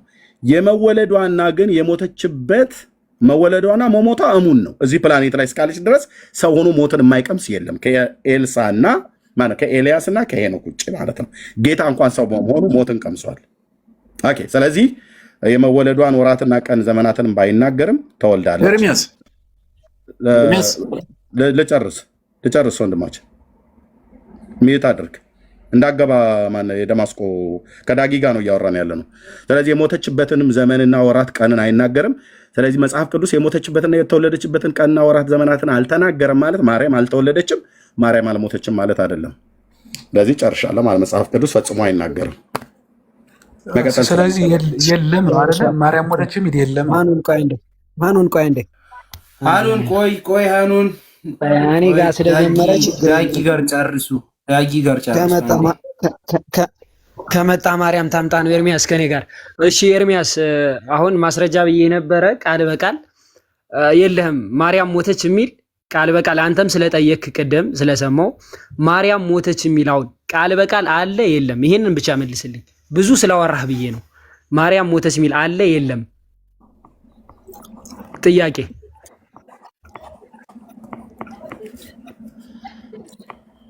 ብትናገር አይሻልም ኤርሚያስ? ጨርሻለሁ። መጽሐፍ ቅዱስ ላይ ፈጽሞ በኮንፊደንስ እያወራ ስለነበር ነው። ቆይ የእውነት ኑር ቆይ አንዴ በኮንፊደንስ እያወራ ስለሆነ እንዳትገባ ኤርሚዬ፣ እኛ ስለምናወራ ማንም ሰው እንዳይገባ። በቃ እሺ፣ ታይ ማስረጃ ኤርሚያስ። እኔ ያርጋለች የሚል ልሰጥ ነው፣ አንተ ሙታለች የሚል ልሰጠኝ ከባይብል። እኔ ያርጋለች የሚል ልሰጥ ነው። ሪካርድ የተደረገውን አዳምጠው ብራዘር። ረጅም ሰዓት ወስጄ እንደዚህ ጽፌልህ አስቀምጬልህ። ምንም ቆይ ኤርሚያስ ዝም ብለህ አሁን ይኸውልህ የሆነ ለመደባበቅ አትሞክር። እየጠየቅኩ ነው፣ ቀጥታ መልስልኝ። ሙታለች የሚል በኮንፊደንስ ስለተናገርክ ነው ሆነም እነግርሃለሁ። ሙታለች የሚል ስጠኝ ማስረጃ። ካሊያ እየዋሸ ነው፣ እየቀጠፍክ ነው ማለት ነው። እሺ እንግዲህ አንድ ኦርቶዶክሳዊ ነው ዳጊ ወደ ስድብ ገብቷል ማለት ነው። ደቂቃ ሰጥቶኝ አልተሳደብኩም። ማስረጃ ማለት ስድብ ነው ኤርሚያስ? ማስረጃ ማለት ስድብ ነው? እየቀጠፍክ ነው ብለህ ስትለኝ ስድብ መሰለኝ። ኦኬ ነገሩ እናንተ ስጠኝ። እሺ ታዲያ ስለደመደምክ እኮ ነው። ሚዩት አድርገው። አንብበው ምን ይላል ነው? ሚዩት አታርጉት። ራሱ ሚዩት ካላለ ምን ይላል ኤርሚያስ? እሺ ማስረጃውን ስጠኝ። ምን ይላል? ማስረጃ ጳውሎስ ነው የጻፈው? ዮሐንስ ነው የጻፈው? ቶማስ ነው? ሉቃስ ነው? ምን ይላል? አንብበው። ማርያም ለምንድን ነው ማነበው? ማስረጃ ስጠኝና ላንብብልህ ከፍቼ። ሌላ ሰው ልተካ ልገደር ነው ማለት ነው። በቃ በሽቃል ምንም ለተካ አይደለም። ኧረ ኤርሚያስ አታመጥም። ኤርሚያስ ከመጣ ማርያም ታምጣ ነው። ማርያም ሙታል እታች ወረድ እባክህ። ጫጫታም እንኳን አንተ አይደለም ማንም እንኳን ፊት አይሰማም። ኤርሚያስ እሺ ሚዩት አድርግ ቀስ ብለህ ኤርሚያስ ታንጫጫ ሚዩት አድርግ። ይሰማኛል እንትን ነው ኤርሚዬ፣ ስልኩ ያስቸግሯል መሰለኝ። ምናልባት ያስቸግሯልና ቆይቶ ነው ሚዩት የሚያነሳ። አንዴ ቆይ የደማስቆ እሺ፣ እንደዛ ከሆነ እሺ ልብ በሉ። ምን ደቂቃ ሰጠኝ አይደል? ጥያቄ ጠይቀኝና ከመጽሐፍ ቅዱስ ላይ ማርያም ከሙታን መነሳቷን የተጻፈ አሳየኝ አለኝ አይደል? ማብራራት አይጠበቅብህም እኮ ኤርሚ፣ ሁሉም ሰምቷል እኮ። እንደው ካስፈለገ ማለት ነው ካስፈለገ እኔ ጋር እኮ አልጨረስንም። ኧረ በሕግ አምላክ ይሄን ሰውዬ አስቁምልኝ ኤርሚ። እንዴ እኔ ጋር ግን አልጨረስም። አብራደጌ ነው ብለህ እንዴ አንተ እንዴት ትጨርሳለህ? ሚዩት አድርግ። ቆይ አንዴ ባቤ፣ ሌላ ርዕስ ውስጥ ገብተዋል። አንዴ ቆይ እሺ። ማርያም ከሙታን ተነስታለች ወይ ብሎ ጠየቀኝ። ማርያም የሞተችበትን ቀን ንገረኝ፣ መሞቷን ንገረኝ ከመጽሐፍ ቅዱስ ውስጥ አለኝ። ምን አልኩኝ? እዚህ ጋር ጽፌ ማርያም የመወለዷን ቀን ወራትና ዘመናትንም የሞተችበትን ቀን ወራትና ዘመናትንም እንደዚሁም በኦርቶዶክስ የውሸት ትርክት የእርገቷን ቀን ወራትና ዘመናትንም መጽሐፍ ቅዱስ ፈጽሞ አይናገርም ብዬ፣ ይሄኛው ግን ውሸት ስለሆነ የእርገቷ ቀን ውሸት ስለሆነ ይሄኛው ግን በመጽሐፍ ቅዱስ ላይ ወሩና ቀናቱ ዓመታቱ የተወለደችው በዚህ ጊዜ ነው፣ የሞተችበት ቀንም በዚህ ጊዜ ነው፣ ወሩም በዚህ ጊዜ ነው ተብሎ የተጻፈ ባይኖርም ሰው ናትና በምድር ላይ ኤግዚስት አድርጋ የነበረች የጌታችን እናት ስለነበረች በምድር ላይ ኤግዚስት ለማድረግ ደግሞ ከእናትና ከአባት ከወንድና ከሴት ፍቃድ መወለድ የግድ ስለሆነ ባይጻፍም የተወለደችበት ወርና ቀን ዘመን ይሄ ነው ተብሎ ባይጻፍም ማርያም መወለዷ አሙን ነው። ቀኑን አሳየኝ እንዴ! እናንተን ውሸት እዚህ አፈር ደቼ ሳስግጠው ለውሸትህ መረጃ ማምጣት ሲያቅትህ መጽሐፍ ዝም ባለበት ላይ እኔ እንዳመጣልህ ጠይቅ። መጽሐፍ ቅዱስ እኮ ፈጽሞ አይናገርም እኮ አልኩ። አለቅ። this is ፕሮቴስታንት ማለት ይሄ መጽሐፉ ዝም ብሏል። የጌታችንን መወለዱን ይነግረናል። ለምሳሌ ዘመኑን ይነግረናል። ቢያንስ ማለት ነው የተጠመቀበትን ዘመን ይነግረናል። የተወለደበትን ዘመን ይነግረናል። የሞተበትን ዘመን ይነግረናል። ለምሳሌ ሉቃስ ወንጌል መጽሐፍ ምዕራፍ 2 ቁጥር 1 ላይ በዚያንም ወራት ዓለም ሁሉ እንዲጻፍ ከአውግስጦስ ቄሳር ትእዛዝ ወጣች ይላል። ቀሬኔዎስ በሶርያ አገረ ገዢ በነበረ ጊዜ ይህ ጽሕፈት መጀመሪያ ሆነ። ሁሉም እያንዳንዱ ይጻፍ ዘንድ ወደ ከተማው ሄደ ይላል። ከዚያ ዮሴፍና ማርያም ደግሞ ከዳዊት ቤት ወገን ነበሩና ሁላቸው ወደ ከተማቸው ይጻፉ ዘንድ ሄዱ ይላል። ስለዚህ አውግስጦስ ቄሳር የሚባል የሮም ንጉስን ይጠቅሳል ማለት ነው። ጌታችን በተወለደበት ጊዜ የህዝብ ቆጠራ በነበረበት ይሄ ንጉስ በነገሰበት ዘመን የህዝብ ቆጠራ የተደረገበት ነበር። ዓለም ሁሉ ማለት የሮም መንግስት በምትገዛው በደቡብ አውሮፓ፣ በሰሜን አፍሪካ፣ በዌስተርን ኤዥያ ላይ ያሉ ሀገሮች በቀኝ ግዛት ተገዝተው ስለነበር በዚያ የህዝብ ቆጠራ በተደረገበት ነው ድንግሊቱ ጌታዬን አመጣ የወለደችው ቤተልሔም ማለት ነው። ዘመን አይናገርም? ይናገራል። አውግስጦስ ቄሳር መቼ ነው የነገሰው? የሮም ንጉስ ላይ ከ14 ቢሲ እስከ 27 ኤዲ ላይ ማለት ነው የነገሰው ማለት ነው። ዘመን ይናገራል። እዚህ መታችሁ ማታውቁትን አትንተፋተፉብኝ። እሺ አንዳንዶች ሁሉንም እያልኩ አይደለም። ኦኬ ጌታችን የተጠመቀበትን ዘመንም ደግሞ ይነግረናል። ጢባሪዮስ ቄሳር በነገሰ በ5ኛው ዓመት ጴንጤናው ጲላጦስ በይሁዳ ሲገዛ ሄሮድስ በገሊላ አገረ ገባ ነው እየገዛ በነበረበት ሳለ ሐናና ቀያፋ ሊቀ ካህናት ሆነው ሳሉ የእግዚአብሔር ቃል ወደ ዮሐንስ ወደ ምድረ በዳ መጣ ይላል እና በምድረ በዳ እያጠመቀ በሳሌምና በሄኖን አቅራቢያ እያጠመቀ መጣ። ጌታም በ30 ዓመቱ በዚሁ ክፍል ላይ በዮሐንስ እጅ ተጠመቀ ይለናል። ኦኬ ያው ይህን ሁሉ ደግሞ ጨምሮ ዮሐንስ ወደሆነ ያስገባው ህዝቡ ሁሉ ከተጠመቁ በኋላ ዮሐንስ ደግማ ነው ኢየሱስ ደግሞ ተጠመቀ ይለናል። በማን ዘመን? ጢባሪዮስ ቄሳር በነገሰበት ዘመን። ኢየሱስ አውግስጦስ ቄሳር በነገሰበት ዘመን ተወለደ። ጢባሪዮስ ቄሳር በነገሰበት ዘመን ተጠመቀ። ኦኬ እንደውም የሞተበትም ራሱ በዚህ በጢባሪዮስ ቄሳር በነገሰበት ዘመን ላይ ነው። ሄሮድስና ጲላጦስ በይሁዳና በገሊላ እየገዙ በነበሩበት ጊዜ ማለት ነው። እዚህ ይናገራል። እያንዳንዱ ይገዙበት የነበረው ሀገረ ግዛቱ ማለት ነው። ልክ እንደዚህ እንደተጻፈ ጌታችን መወለዱ ተነግሯል። ዘመን ተጠቅሷል። ቢያንስ ዘመን አውግስጦስ ቄሳር በነገሰበት ዘመን ተብሎ ጢባሪዮስ ቄሳር በነገሰበት ዘመን ደግሞ እንደተጠመቀ ተናግሯል ማለት ነው መጽሐፍ ቅዱስ። ከሙታንም ሲነሳ ለስንት ቀን እንደታያቸው ስለ እግዚአብሔር መንግስት 40 ቀን እየሰበከ ይላል ሐዋርያት ሥራ መጽሐፍ ምዕራፍ 1 ላይ ሉቃስ ለከበረ ቴዎፍሎስ ሲጽፍ ማለት ነው። እንዴ ሰኔ ጎልጎታ አንብቦ እኮ ነው ሰው መጥቶ እኛ ጋር ሊያወራ የሚፈልገው። ኦኬ ልክ እንደዚህ የጌታችን በማን ዘመን እንደተወለደ፣ በማን ዘመን እንደተጠመቀ፣ በማን ዘመን እንደሞተ፣ በስንተኛው ቀንም እንደተነሳ ከሙታንም ከተነሳ በኋላ ስንት ቀን እንደታያቸው መጽሐፍ ቅዱስ ግልጽ አድርጎ ይነግረናል። የማርያምን ግን መቼ እንደተወለደች መቼ እንደሞተች አይናገርም። አይናገርም ማለት ግን መጽሐፍ ቅዱስ ማርያም አልተወለደችም ማለት አይደለም፣ ተወልዳለች። አይናገርም ማለት ግን የሞተችበትን ቀን ወራትና ዘመን አልተናገረም ማለት መጽሐፍ ቅዱስ ማርያም አልሞተችም ማለት አይደለም። የግድ የተጻፈ አሳየ ብለህ ብትለኝ እኔ መጽሐፉ አማኝ ስለሆንኩኝ መጽሐፍ ቅዱስ ፈጽሞ አይናገርም። የማርያምን መወለዷንም መሞቷንም ማረጓንም አይናገርም መጽሐፍ ቅዱስ። ከዚህ ውስጥ ግን እርገቱን ትቼ እርገቱ ስለማልቀበል ማለት ነው መወለዷና መሞቷ ግን መጽሐፍ ቅዱስ ወሩና ዘመኑን ቀኑን ባይነግረኝም በምድር ላይ ኤግዚስት ያደረገች ስለሆነች የጌታዬ እናት ማርያም አይሁዳዊቷ ልጃገረድ የነበረች ሴት ስለነበረች የተወለደችበትን ቀን ባይነግረንም በምድር ላይ ግን ነበረች። የሞተችበትን ቀን ባይነግረንም አሁን ምድር ላይ ስለሌለች ሞታለች ማለት ነው።